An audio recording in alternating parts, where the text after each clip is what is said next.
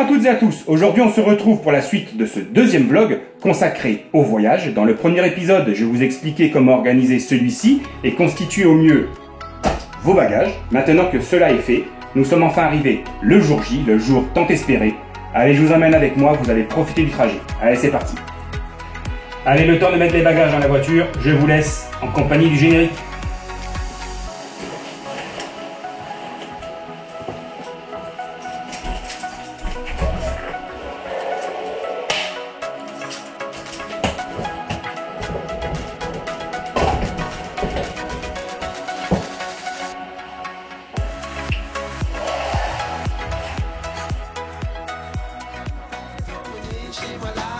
Sur mon île en Martinique, y a du soleil et des plages magnifiques. Sur mon île en Martinique, on se laisse vivre au rythme des tropiques. Sur mon île en Martinique, les filles sont belles, elles sont volcaniques.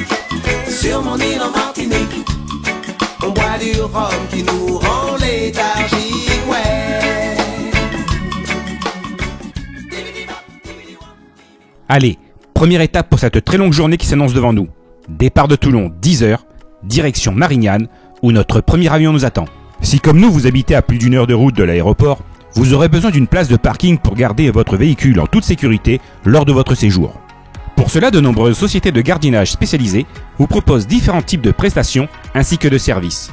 En ce qui me concerne, j'ai opté pour la formule avec voiturier, c'est un vrai plus selon moi, afin de vous éviter tout stress d'une arrivée à l'aéroport avec un léger retard, car la personne vous attend juste devant l'entrée, au dépose minute, mais surtout, cela vous évitera des manipulations excessives de vos bagages, car je vous rappelle que j'ai choisi de transporter avec moi l'intégralité de mon matériel de plongée.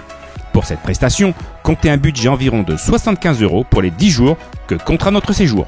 Je vous rappelle bien entendu que vous devez vous présenter 1 heure avant votre heure d'embarquement afin d'effectuer vos démarches d'enregistrement et de vous soumettre au contrôle de sécurité aérienne avant d'attendre le départ de votre vol. Concernant les contrôles de sécurité, pensez à bien vous informer avant ceci sur les objets qui vous sont proscrits en cabine. Car à cette étape du voyage, il est souvent constaté des tensions assez importantes entre voyageurs mécontents et personnel de sécurité, jetant aux poubelles sans ménagement friandises, bouteilles, parfums et autres déodorants sans négociation possible. Ce qui m'a assez interloqué lors de ce premier voyage me concernant, c'est qu'après tous ces contrôles, vous pourrez racheter la plupart des liquides et autres friandises jetées précédemment lors des contrôles dans la zone d'attente, quand celle-ci n'est pas tout simplement un énorme duty-free mêlant magasins de luxe et autres restaurants, suivant l'aéroport où vous vous trouverez à ce moment-là. Mais attention, car si vous reprenez comme nous un avion dans la foulée, vous serez invité une nouvelle fois lors des contrôles de sécurité à jeter toutes vos emplettes aux poubelles, même si vous étiez en règle il y a 5 minutes en débarquant de l'appareil. Une anecdote plutôt cocasse, la bouteille d'eau qui m'avait été offerte gentiment par une hôtesse de l'air lors de mon premier vol me fut confisquée lors des contrôles de sécurité du suivant. Mais nous reviendrons plus en détail sur ce sujet lors du trajet de retour où je vous expliquerai comment éviter de vous faire confisquer non pas une simple bouteille d'eau, mais les fameuses bouteilles de rhum agricole achetées en duty free juste avant le trajet de retour. Ça y est, il est enfin 13h, place à l'embarquement à bord de l'appareil. Le soulagement se fait sentir après une longue attente.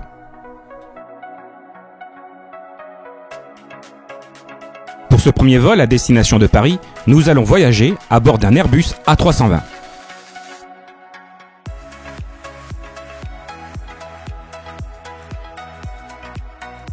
Il nous faut désormais trouver nos places assises dans l'appareil et commencer à ranger nos bagages cabine. Nous voici enfin installés et le décollage se fait proche. Un certain stress commence à se faire palpable en ce qui me concerne, car c'est une étape du voyage qui ne me rassure guère.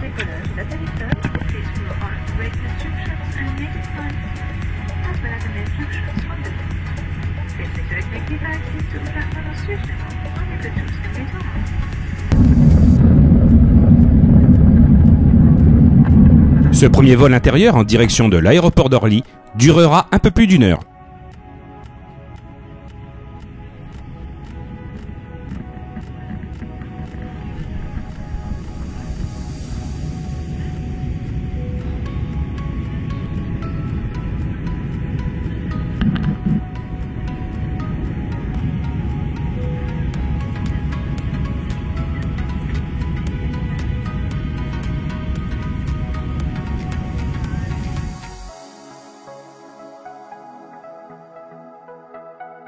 Nous voici arrivés à Orly, dans un aéroport immense. Il va falloir se repérer très rapidement pour trouver notre prochain vol. Le voici, le vol AF 848 en direction de Fort-de-France, départ 15h55. Allez, c'est reparti comme pour l'aller, enregistrement, contrôle, etc., etc. Seuls nos bagages seront automatiquement transférés d'un vol à l'autre. Cette fois-ci, notre appareil est bien plus impressionnant qu'à l'aller. C'est un Boeing 777-300 long courrier où nous allons rester près de 9 heures pour ce vol transatlantique. Pour tenter de vous distraire afin de vous faire patienter au mieux durant ces longues heures interminables, un écran individuel avec des musiques et de nombreux films récents est à votre disposition. Pour ce type de voyage, ce qui est déstabilisant, c'est le décalage horaire. Avec les Antilles, il est près de 6 heures en moins par rapport à la métropole en été et de 7 heures en hiver.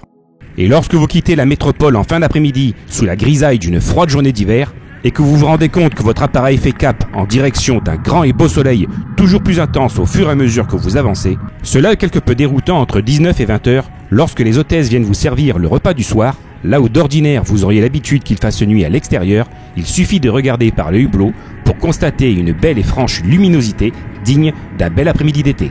Cela vous donne une impression étrange d'être à bord d'une machine à remonter le temps et cela va fortement perturber votre nuit de sommeil. Le repas servi à bord sera correct et assez copieux. D'ailleurs, un petit punch vous sera également servi pour commencer à vous mettre dans l'ambiance créole. Les heures s'égrènent lentement et votre seule possibilité de vous dégourdir les jambes sera d'aller faire quelques allers-retours aux toilettes ou de demander quelque chose à boire auprès du local des hôtesses de l'air. Il est près de 3 heures du matin, soit près de 20 heures, heure locale en Martinique. Le repos durant le vol n'aura pas vraiment été réparateur et nous ressortons d'ici avec une grande fatigue. Mais la journée est encore loin d'être terminée. Il va falloir récupérer les valises avant d'aller pouvoir se reposer à l'hôtel.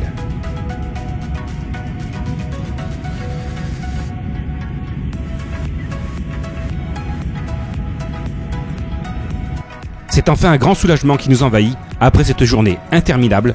Une fois arrivés dans notre chambre d'hôtel, enfin, l'aventure va pouvoir commencer. Nous voici arrivés au terme de ce deuxième vlog destiné au voyage et aux préparatifs des bagages. J'espère que cette vidéo vous a plu et qu'elle pourra surtout vous être utile. Si tel était le cas, n'oubliez pas de nous laisser un pouce bleu, je vous le dis à chaque fois, ça aide ce type de vidéo à être mieux référencé sur YouTube. Également, si ce n'est toujours pas fait, pensez à vous abonner à la chaîne et vous connaissez désormais la phrase de fin. Bonne plongée à tous et à bientôt pour de nouvelles vidéos.